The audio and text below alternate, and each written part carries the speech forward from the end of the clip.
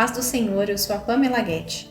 Dentro do tema Festas Judaicas, o Gotas de Conhecimento vai falar hoje sobre a celebração do Ano Novo Judaico, a festa de Rosh Hashanah, que neste ano de 2021 terá início ao pôr do sol do dia 6 de setembro. Só tu és Deus, tu és o maior.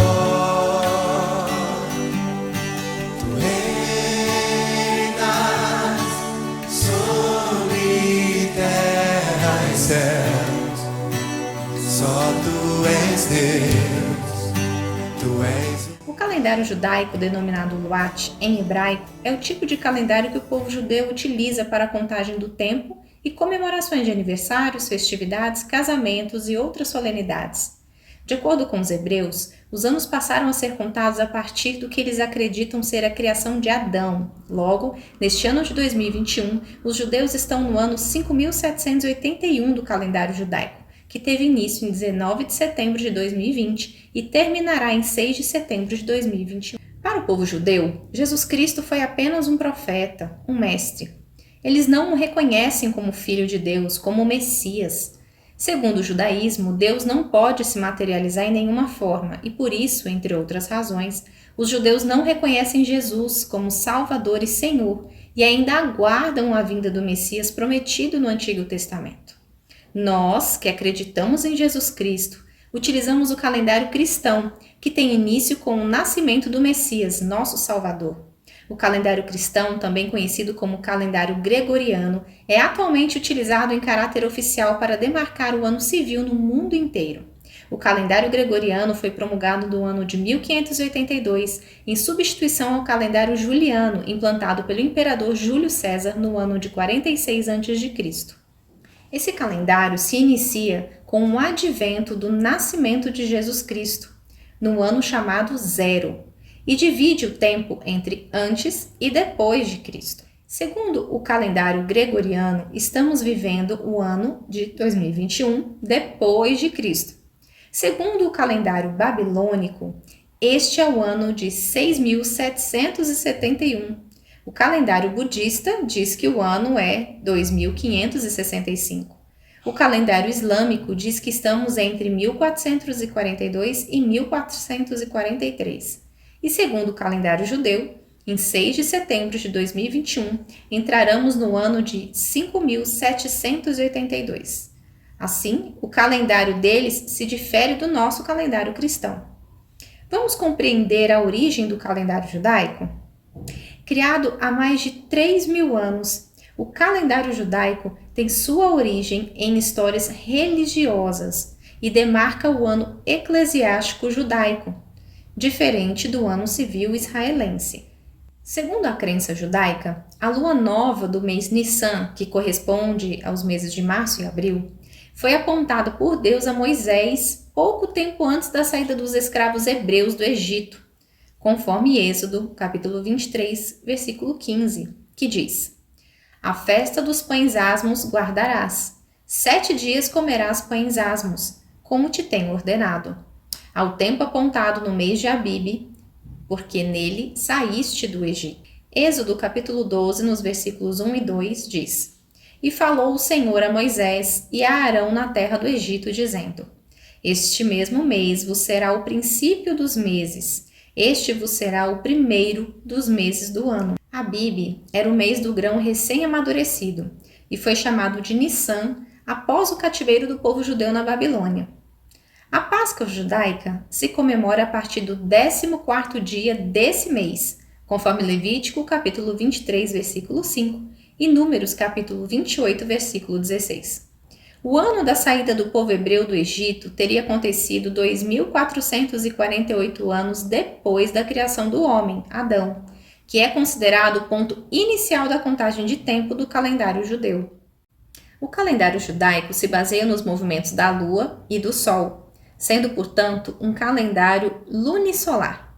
Dessa forma, os meses são contados a partir dos ciclos lunares e os anos a partir dos ciclos solares. Portanto, os anos podem variar de 12 a 13 meses, com 29 ou 30 dias. O ano lunar tem 354 dias, 11 a menos que o calendário gregoriano. Assim, o Rosh Hashanah, o Ano Novo Judaico, é uma festa que ocorre no primeiro dia do primeiro mês, chamado Tisri, do calendário judaico.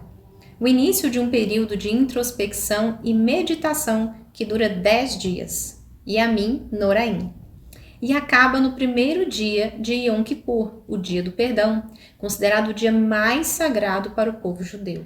A primeira citação existente sobre a festa está em Levítico, capítulo 23, dos versículos 23 a 25, que diz: No 7º mês, no primeiro dia do mês, será um descanso solene para vocês, uma comemoração proclamada com o toque do shofar, chifre de carneiro, uma convocação santa. Ao contrário das celebrações convencionais de fim de ano que nós brasileiros estamos acostumados, para os judeus, este é um momento de meditação, reflexão, balanço dos acontecimentos no período e esperança de um novo ciclo de renovação. É um tempo de renovação espiritual, em que se pede perdão às pessoas por ofensas que tenham sido cometidas ao longo daquele ano que está se findando. A celebração tem a duração de 10 dias. Este ano, 2021, a festa terá início ao pôr do sol no dia 6 de setembro. Nos 2 primeiros dias, será comemorada a chegada do ano de 5.782, momento em que as pessoas vão à sinagoga e renovam a aliança e o comprometimento com Deus. Há uma oração realizada no Rosh Hashanah considerada muito importante para o judaísmo. Ela é a chamada de Unetani Tokef.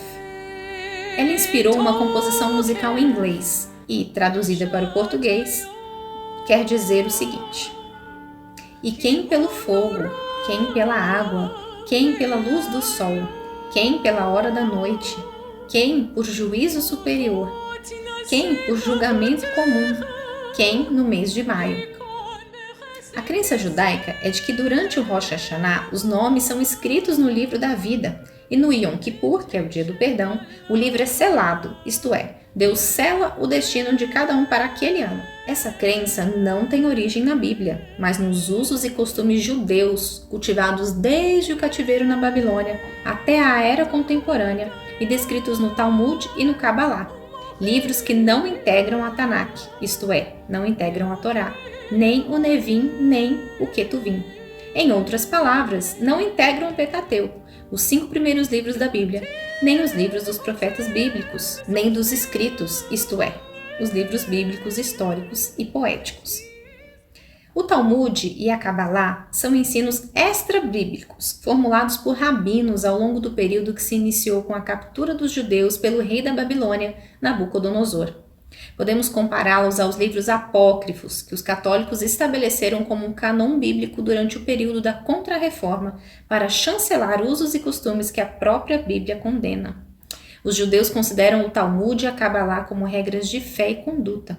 Os católicos também o fazem, com relação aos livros apócrifos Tobias, Judite, Sabedoria de Salomão, Eclesiástico 1 e 2, Macabeus e Baruque. Porém, nós, cristãos evangélicos, consideramos somente a Bíblia nossa única regra de fé e conduta. Em que pese o valor histórico do Talmud e de alguns livros apócrifos, eles não são a palavra inerrante de Deus para nós. Jesus fez uma severa reverência ao Talmud, conforme escrito no Evangelho de Mateus. Então chegaram ao pé de Jesus uns escribas e fariseus de Jerusalém, dizendo: Por que transgridem os teus discípulos a tradição dos anciãos, o Talmud? Pois não lavam as mãos quando comem pão. Ele, porém, respondendo, disse-lhes: Por que transgredis vós também o mandamento de Deus pela vossa tradição? Porque Deus ordenou, dizendo: Honra teu pai e a tua mãe, e quem maldisser ao pai ou à mãe certamente morrerá. Mas vós dizeis: Qualquer que disser ao pai ou à mãe, é oferta ao Senhor o que poderias aproveitar de mim. Esse não precisa honrar nem a seu pai nem a sua mãe. E assim invalidastes pela vossa tradição o mandamento de Deus. Mateus 15, dos versículos 1 ao 6. Também está escrito: Porém, respondendo Pedro e os apóstolos disseram: Mais importa obedecer a Deus do que aos homens. Atos 5, 29. O período de Rosh Hashanah inclui o toque do shofar, que é o chifre de carneiro, para despertar as pessoas para o arrependimento. As celebrações são feitas em famílias e são observados costumes típicos, com refeições especiais sempre acompanhadas de maçã e mel, onde o judeu mergulha o pão. A tradição de se comer pão com mel vem da crença de que o ano que se inicia será doce. À mesa não pode faltar a ralá, um pão em formato redondo que simboliza a continuidade e o desejo de um ano sem conflitos.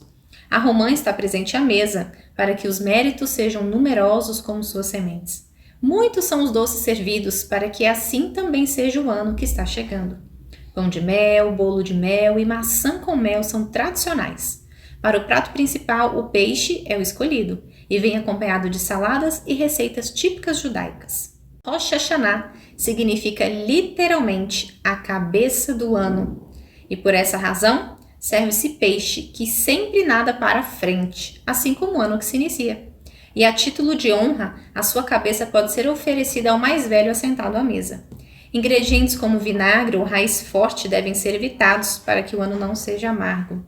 Dessa forma, a mesa da festa é cheia de simbologias, com velas para iluminar a chegada do ano novo, cálice de pratas, frutas, pães redondos que representam o ciclo da vida. Observem, meus irmãos, que tudo isso faz parte dos usos e costumes judaicos, regados por superstições que não encontram qualquer referência bíblica. Motivo porque não há razão porque nós, cristãos evangélicos, devemos adotá-los. O Rosh Hashanah é a oportunidade que o judeu dá a si de rever suas atitudes, se arrepender de seus maus caminhos e recomeçar a vida à maneira de Deus e não à própria maneira. Essa atitude e decisão é muito válida.